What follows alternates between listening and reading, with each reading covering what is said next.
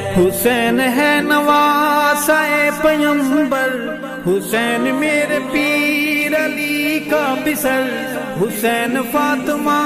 کا لخت جگر، حسین ارشد ہے میرا راہبر،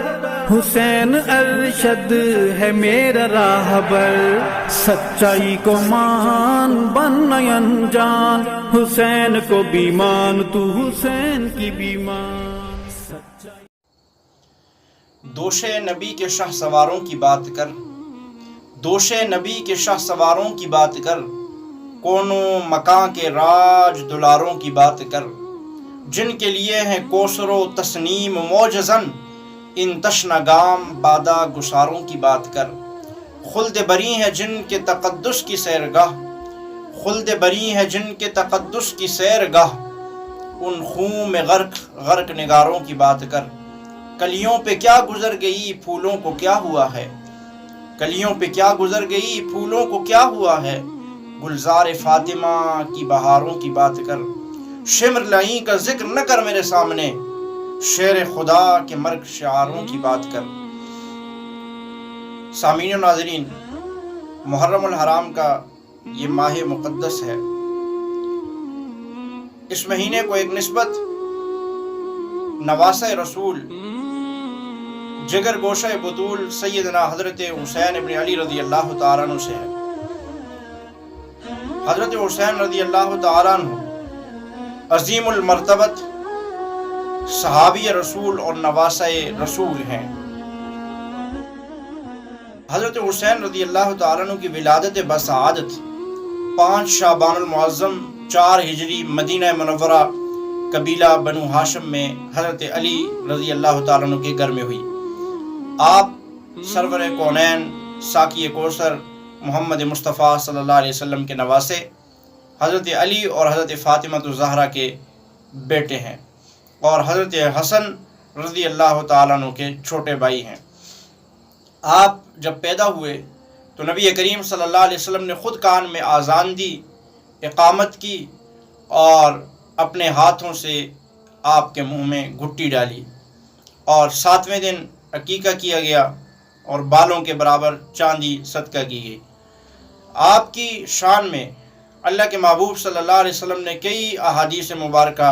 ارشاد فرمائی ہیں۔ آپ کی شان، عزت اور عظمت کو بڑھانے کے لیے من گھڑت جھوٹے قصوں کا سہارا لینا ضروری نہیں اور ان کی ضرورت بھی نہیں پڑتی۔ آپ صلی اللہ علیہ وسلم نے فرمایا کہ حسین مجھ سے ہے اور میں حسین سے ہوں، صحیح ابن حبان کی روایت ہے۔ اور نبی کریم صلی اللہ علیہ وسلم نے فرمایا، سیدہ شباب اہل الجنہ الحسن والحسین، حسن اور حسین یہ دونوں میرے بچے جنتی نوجوانوں کے سردار ہیں۔ حضرت علی رضی اللہ تعالیٰ عنہ فرماتے ہیں کہ حضرت حسن سر سے سینے تک نبی کریم صلی اللہ علیہ وسلم کے مشابہ تھے، اور سیدنا حسین سینے سے قدموں تک آپ صلی اللہ علیہ وسلم کے مشابہ ہیں۔ حدیث پاک میں آتا ہے، آپ صلی اللہ علیہ وسلم نے فرمایا کہ یہ دونوں نوجوان یہ جنتی نوجوانوں کے یہ سردار ہیں، اور نبی کریم صلی اللہ علیہ وسلم ان سے اتنا پیار محبت فرمایا کرتے تھے کہ جب سجدے میں جاتے تو یہ پیٹھ پہ آ کے سوار ہو جاتے تو اللہ کے نبی صلی اللہ علیہ وسلم اپنا سجدہ لمبا کر دیا کرتے، اور جب تک کہ اپنی مرضی سے پیٹھ سے اتر نہ جاتے اللہ کے نبی صلی اللہ علیہ وسلم سجدے میں رہا کرتے تھے۔ ایک مرتبہ آپ سیدنا حسین رضی اللہ تعالیٰ عنہ حضور علیہ السلام کی کمر پہ سوار ہیں، ایک صحابی رسول انہوں نے دیکھا اور کہا، نہایت ہی کہا اپنی تعجب والی نگاہوں سے کہا کہ کتنی بہترین یہ سواری ہے۔ اللہ کے نبی صلی اللہ علیہ وسلم نے فرمایا، یہ نہیں دیکھتے کہ سوار کتنا بہترین ہے، تو بہت زیادہ پیار اور محبت فرمایا کرتے تھے۔ ایک مرتبہ جمعے کا خطبہ دے رہے تھے تو یہ دونوں بچے سامنے سے آ رہے تھے، اور چھوٹا ہونے کی وجہ سے چلنا بھی دشوار تھا، چلتے اور پھر گرتے، تو اللہ کے نبی صلی اللہ علیہ وسلم نے خطبہ روکا اور اٹھا کے اپنے دائیں بائیں بٹھایا اور فرمایا، جو ان سے محبت کرے گا گویا اس نے مجھ سے محبت کی، اور جس نے ان سے بغض رکھا گویا انہوں نے مجھ سے بغض رکھا۔ آپ رضی اللہ تعالیٰ عنہ نہایت سخی، بہادر، شجاع न डर, तकवे वाले और खौफ खुदा लिल्लाहियत इतनी ज़्यादा थी कि आपके बारे में आता है कि 25 हज आपने पैदल किए हैं और दरवाजे से कभी कोई सवाली खाली नहीं वापस जाया करता था। सखावत की इंतहा थी और बहादुरी शुजात तो उनका खासा था। वो तो उन्होंने नबी करीम सल्लल्लाहु अलैहि वसल्लम की गोद मुबारक से आपकी तरबियत में सीखी थी। चुनांचे इसी मुहर्रमुल हराम के महीने में कूफा के लोगों ने आपको बेशुमार खतूत लिखने के बाद 12,000 खतूत लिखे और कई वफद आपके पास आए कि आप हमारे साथ आ जाइए और हम आपके हाथ पर बेअत करना चाहते हैं। तो चुनांचे सहाबा इकराम से आपने मशवरा किया तो सहाबा इकराम रिज़वानुल्लाह अलैहिम मजमईन ने आपको रोका कि वो लोग गद्दार, बेवफा, वो आपके वालिद के साथ गद्दारी और बेवफाई करने वाले हैं, उन पर एतमाद यकीन न कीजिए।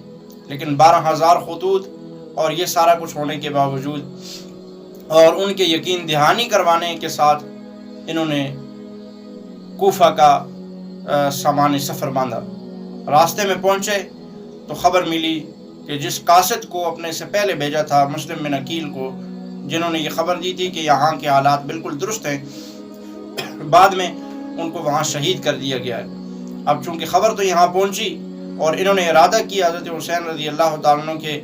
ने कि वहाँ के हालात ठीक नहीं है, हमें वापस जाना चाहिए। लेकिन मुस्लिम बिन अकील रज़ी अल्लाह तआला अन्हु के जो भाई थे उन्होंने कहा कि अभी हमें आगे ही चलना चाहिए और हमें अपने भाई का बदला लेना है। चुनांचे हज़रत हुसैन रज़ी अल्लाह तआला अन्हु ने कूफा का सफ़र इख्तियार किया और करबला के मकाम पे वही कूफ़ी जिन्होंने 12,000 खतूत लिखे उनके बड़े बड़े सरदारों से मुलाकात हुई जो इब्न साद के लश्कर में थे और वो सारे के सारे लश्कर हुसैनी पे हमले के लिए वहाँ मौजूद थे। और हज़रत हुसैन रज़ी अल्लाह तआला अन्हु ने सारी सूरत हाल को देखते हुए उनके सामने 3 शराइत रखी थी। पहली शर्त ये थी कि मुझे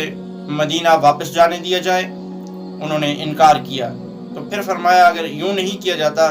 तो मुझे